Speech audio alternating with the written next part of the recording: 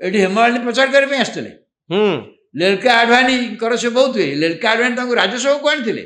ସେ ରାଜସଭା ତା ମାନେ ନୁହେଁ ଯେ ସେ ଇସଲାମ ଧର୍ମରେ ବିବାହ ନାଇଁ ସିଏ ତେଣୁ ତାଙ୍କର ଗୋଟେ ହିନ୍ଦୁ ଧର୍ମ ଯେମିତି ତାଙ୍କର ସାଉଥ ଇଣ୍ଡିଆନ ବ୍ରାହ୍ମୀଣ, କିନ୍ତୁ ଧର୍ମେନ୍ଦ୍ରକୁ ଯୋଉ ବିବାହ କଲେ, ଧର୍ମେନ୍ଦ୍ରକୁ ଯୋଉ ବିବାହ କଲେ, ଧର୍ମେନ୍ଦ୍ରକୁ ହିନ୍ଦୁ ଆଇନ ଅନୁସାରେ ଯେହେତୁ ତାଙ୍କର ନିଜର ବିବାହ ପତ୍ନୀ ଥିଲେ, ତାଙ୍କ ପ୍ରଥମ ପତ୍ନୀ ହୁଏତ କନସେଣ୍ଟ ଦେଇଥିବେ ମୁଁ ଜାଣିନି, ନାଇଁ କନସେଣ୍ଟ ଦେଇନାହାନ୍ତି, କିନ୍ତୁ ସେ ତାଙ୍କୁ ଛାଡ଼ପତ୍ର ମଧ୍ୟ ଦେଇନାହାନ୍ତି। ଛାଡ଼ପତ୍ର ଦେଇନାହାନ୍ତି, ସେ ତାଙ୍କର ପ୍ରାଇଭେସି ମେଣ୍ଟେନ କରିଛନ୍ତି। ରିଲେସନସିପ ତାଙ୍କର କେମିତି ତିଆରି ହେଲା ଏ ସମ୍ପର୍କରେ ଥରେ ମାତ୍ର ମୁହଁ ଖୋଲିଛନ୍ତି, ଆଉ ବିଶେଷ କିଛି ମ୍ୟାରେଜକୁ ନେଇକି କିଛି କହିନାହାନ୍ତି, ଏବଂ ସିଏ ପବ୍ଲିକଲି କୌଣସି କଥା ସାଧାରଣରେ ଏ ସମ୍ପର୍କରେ କୌଣସି ମତ ରଖିନାହାନ୍ତି। କିନ୍ତୁ ଧର୍ମେନ୍ଦ୍ର ପ୍ରଥମ ପତ୍ନୀଙ୍କୁ ଡିଭୋର୍ସ ନ କରି ହେମାମାଳିନୀଙ୍କୁ ବିବାହ କରିଛନ୍ତି, ଏବଂ ଏଇଠି ପ୍ରଶ୍ନ ଆସୁଛି ଯେ ଜଣେ ପ୍ରଥମ ପତ୍ନୀଙ୍କୁ ଡିଭୋର୍ସ ନ କରି ସେକେଣ୍ଡ ମ୍ୟାରେଜ କେମିତି ଭାରତ ବର୍ଷରେ କରିପାରିବେ? ସେତିକି ବେଳେ କରିପାରିବେ ଯେତେବେଳେ ସେ ଧର୍ମ ପରିବର୍ତ୍ତନ କରି ଇସଲାମକୁ ପଳେଇବେ, ଆଉ ଦ୍ୱିତୀୟ ପତ୍ନୀ ବିବାହ କରିପାରିବେ, ଦ୍ୱିତୀୟ ପତ୍ନୀ ଗ୍ରହଣ କରିପାରିବେ। ତାହା ତାଙ୍କ କ୍ଷେତ୍ରରେ ହେଇଛି, କିନ୍ତୁ କୌଣସି ଡକୁମେଣ୍ଟ ନାହିଁ। ମୁଁ ଆଉ ଗୋଟେ କଥା ଆପଣଙ୍କଠୁ ଜାଣିବା ପାଇଁ ଚାହିଁବି, ଯଦି ଆପଣ ଟେକ୍ନିକାଲି ଦେଖିବେ ରବି ବାବୁ, ଜଗନ୍ନାଥ ସେନା ପକ୍ଷରୁ ଯେତେବେଳେ ପ୍ରଶ୍ନ କରାଗଲା ଯେ ସେ ମୁସଲିମ, ଜଗନ୍ନାଥ ମନ୍ଦିର ଭିତରକୁ ସେ ପଶିଲେ କେମିତି, କଲେକ୍ଟର କହୁଥିଲେ ପୁରୀର ଯେ ହେମାମାଳିନୀ ନିଜେ ତାଙ୍କୁ ମେଲ ଦେଇ କହିଛନ୍ତି ଯେ ସେ ହିନ୍ଦୁ ବୋଲି। 2004 ମସିହାରେ ଗୋଟେ ଇଣ୍ଟରଭ୍ୟୁ ଦେଇଥିଲେ ହେମାମାଳିନୀ, ସେ ବି କହିଥିଲେ ମୁଁ ହିନ୍ଦୁ, ମୁଁ ସେମିତି କିଛି କନଭର୍ସନ ହେଇନି। ଧର୍ମେନ୍ଦ୍ର ମଧ୍ୟ ତାଙ୍କ ଷ୍ଟେଟମେଣ୍ଟରେ କହିଛନ୍ତି ନା ନାଇଁ ଆମେ କିଛି ଏମିତି ଧର୍ମ ପରିବର୍ତ୍ତନ କରିନୁ। ତ ଆଜିର ଦିନରେ ଆପଣଙ୍କର ମତ କ'ଣ ଯେ ତାଙ୍କୁ ଯେହେତୁ ସେ ମୁସଲିମ ରୀତିରେ ବିବାହ କରିଛନ୍ତି ବୋଲି ଗୋଟିଏ ବିଭିନ୍ନ ପ୍ରକାର ତଥ୍ୟ ପ୍ରମାଣ କହିଲେ ସେଇଟା ହିଁ ଗୋଟା ବିବାହ ପାଇଁକା ସେଇଟା ବାଧ୍ୟ ମନେଇଛନ୍ତି।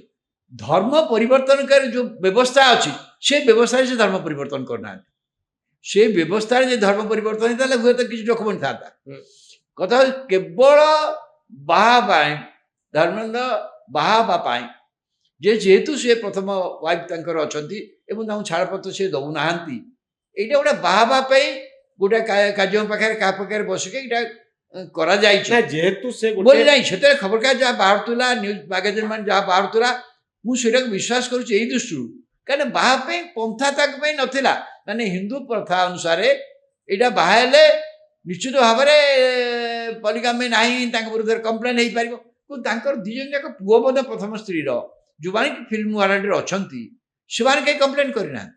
ତାଙ୍କ ପ୍ରଥମ ସ୍ତ୍ରୀ ମଧ୍ୟ କମ୍ପ୍ଲେନ୍ କରିନାହାନ୍ତି, ହୁଏତ କରିନାହାନ୍ତି ଏଇ ସକାଶେ ସେ ଦି ଜଣ ଯୋଉ ଅଛନ୍ତି ଫିଲ୍ମ ୱାର୍ଲଡକୁ ଆସିଛନ୍ତି ବଲିଉଡକୁ, ସେଥିରେ ଧର୍ମେନ୍ଦ୍ରଙ୍କ କିଛି ସହଯୋଗ ଅଛି।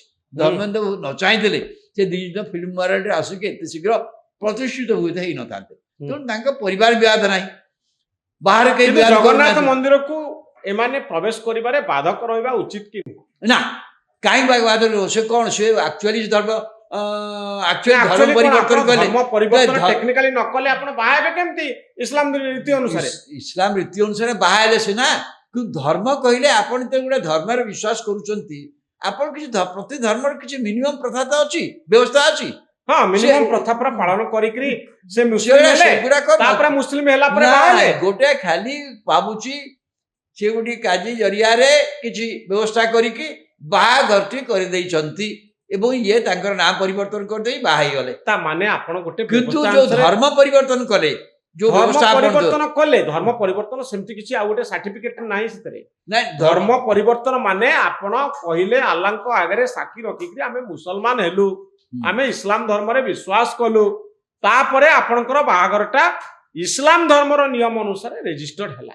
ତାପରେ ଆପଣ କହିଲେ ଆମେ ଆଉ ଇସଲାମ ନୁହଁ, ଆମେ ହିନ୍ଦୁ ହେଇଗଲୁ। କେବଳ ସେଇଟା କାଜୀଙ୍କ ପାଖରେ ସୀମିତ ବାହାଘର କରିବା ଲୋକ ଯିଏ ତା ପାଖରେ ସୀମିତ ହେଲା ବୋଲି ତାପରେ ସେ ଆଚରଣ ଫଲୋ କରିନାହାନ୍ତି ବା ତା ପୂର୍ବରୁ କରିନାହାନ୍ତି ବୋଲି ଆମେ କେମିତି ଜାଣିଲେ? ସେ ତାପରେ କହିଲେ କିନ୍ତୁ ହିନ୍ଦୁ ଧର୍ମର ଯୋଉ ରୀତିନୀତି ଆମେ ଜଗନ୍ନାଥ ମନ୍ଦିରରେ ଅଛି, ଏ କେସରେ କ'ଣ କରାଯିବ? ତାଙ୍କୁ ମୁସଲିମ ବୋଲି ଭାବିବ ନା ତାଙ୍କୁ ହିନ୍ଦୁ ବୋଲି ଆମେ ଭାବିବୁ? ସିଏ ମୁସଲିମ ବୋଲି ସିଏ ବାହାଘର ପାଇଁ ହୁଏତ ମୁଁ ଦେଖିଲି ସେତେବେଳେ ଯାହା ମ୍ୟାଗାଜିନ୍ ବାହାରିଛି, ଜଣେ ଚାକିରି ପାଇଁ ଖ୍ରୀଷ୍ଟିଆନ ହେଇଗଲେ, ବାହାଘର ପାଇଁ ହିନ୍ଦୁ ହେଇଗଲେ। ଚାକିରି ପାଇଁ ଜଣେ ଲୋକ ଖ୍ରୀଷ୍ଟିଆନ ହେଇଯିବା, ଚାକିରି ପାଇଁ ଆପଣ ଜାତି ପରିବର୍ତ୍ତନ କରିପାରିବେନି। କଥା ହେଉଛି ଆପଣ ଚାକିରି ହଉ ଯାହା ହଉ ଆପଣ ଧର୍ମ ପରିବର୍ତ୍ତନ କରିବା ଏବଂ ବାହା ହେଇଯିବା, ବାହା ହେଲାକୁ ନିଶ୍ଚିତ ଭାବରେ ଏଇ ପନ୍ଥାରେ ବାହା ହେଇଛନ୍ତି ଯାହା ସେଥିରେ ମ୍ୟାଗାଜିନ୍ ମାନେ ଲେଖିଛନ୍ତି, ମୁଁ ତାକୁ ବିଶ୍ୱାସ କରୁଛି, କାରଣ ଏକମାତ୍ର ପନ୍ଥା, ଏଇଟା ସହଜ ପନ୍ଥା ବାହା ହେବାର। କିନ୍ତୁ ବାହା ହେବା ପୂର୍ବରୁ ସେମାନେ ସେଇ ଧର୍ମକୁ ଯାଇନାହାନ୍ତି, ବାହା ହେବା ପରେ ମଧ୍ୟ ସେ ଧର୍ମ ପାଳନ କରିନାହାନ୍ତି।